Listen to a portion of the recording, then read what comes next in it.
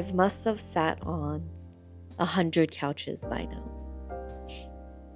The worst part? I can't buy any of them. We left New York 20 days ago, and we still don't have a home. We've been negotiating with our landlord for 2 months. Last week, we finally signed the lease. I was so relieved. Then, I learned that signing the lease isn't what it means in the States.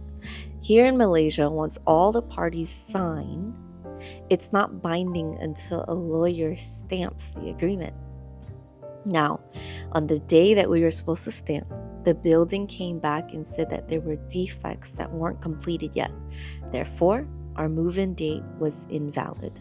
So we couldn't stamp the lease, we have to revise the lease, and the worst part is we don't have a new date. Our friends have been so kind and generous and giving us space to settle in, but there's been no settling happening. All I've been doing is sitting on 100 couches and counting clouds passing by. A friend of mine told me, maybe this is a lesson for you to slow down. I didn't like that answer very much. Because how much slower do you want me to go? Am I rushing? I don't think so. Am I being impatient? I thought this was patience. Am I not trusting? No, I know what's meant for me won't miss me. And I know in my heart of hearts, everything that I want is on the way. Then what is this feeling? I feel like I'm suspending in this in-between stage. It's stopping me from doing things. It's killing my excitement. It's muting my mood. And it's completely irrational. I say I want to get back to a workout routine. I want to find my home gym. But where we're staying right now is about 30 minutes away from where our condo is going to be. So I don't want to go work out at a gym here because it's not going to be my home gym anyway, so what's the point? So I don't go. I say I want to cook again, but this isn't my kitchen. So why would I go grocery shopping for a kitchen that's not mine? So I don't cook. It makes no sense. If I want to work out or if I want to cook, I can do that anywhere. There's no real reason why I can't. But this feeling is stopping me anyway. What is it? Here's what I've concluded. If it's not the way that I imagined it to go, then I don't want to do it. It's been 20 days since we moved here, and I've done nothing to settle in. Not because I can't, because this is not how I imagined it would be to settle in. I want so badly to place orders for our big pieces of furniture already because there's lead times. I want so badly to be picking out my plates and cups and shop for plants or setting up my coffee and matcha station so I can make my drinks the way I want it.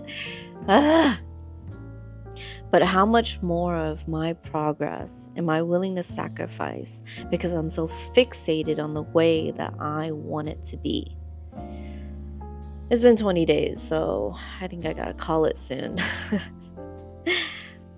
I keep aiming my frustration at the landlord, but the truth is, there's nothing stopping me from settling in.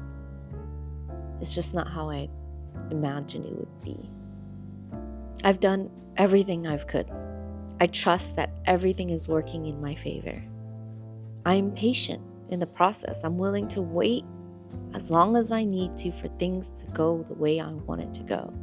If all of this is true, then why am I moping around and making zero progress in all my other areas of life? The truth is, there's nothing really stopping me from starting my life in Malaysia. Since I've gotten here, my answer to everything has been, just wait till we get settled in a bit. Let's just wait till we move in and let's make plans after that. But I can't keep living like this.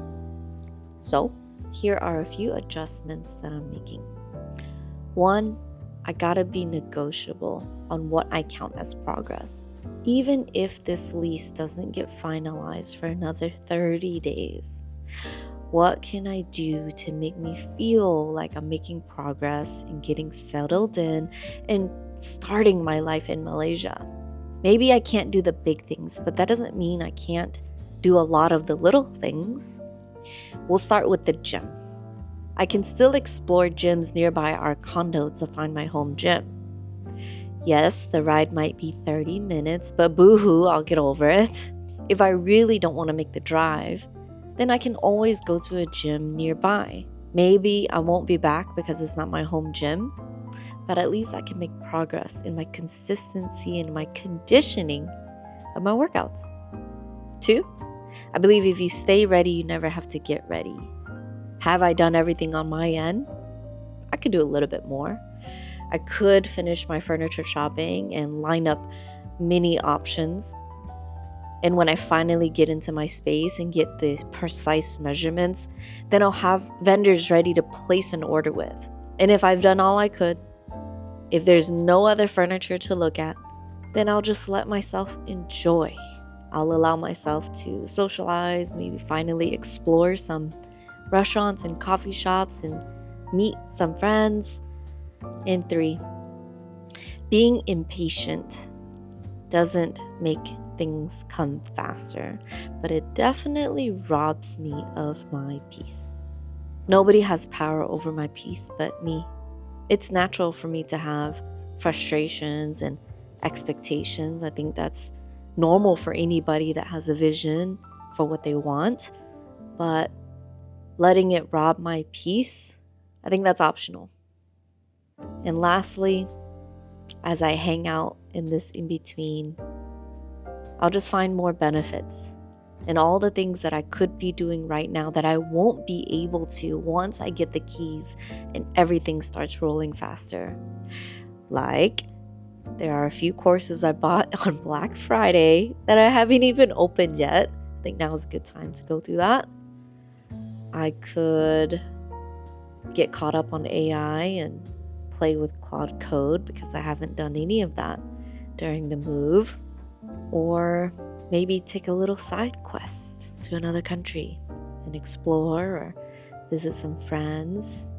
There's so much I can do in this in-between, because the moment I get my keys, the moment our apartment is bare bones, then I know I'll be so busy shopping, ordering, returning probably, and soon we're going to be really busy with our work.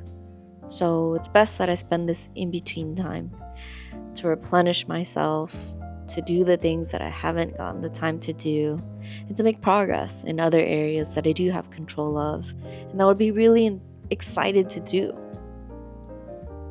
And if it takes 3 days, 30 days, hopefully not 3 months, I trust that I'll find a way to figure it out and I'll find my peace back again. It's really hard, but I'm learning to let go of the fixation.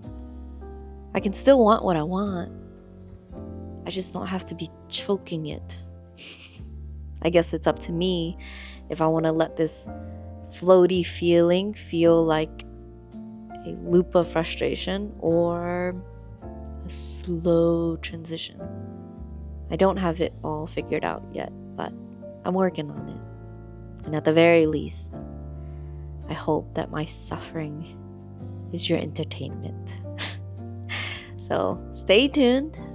Be back next Tuesday to see what happens next. Thanks for watching.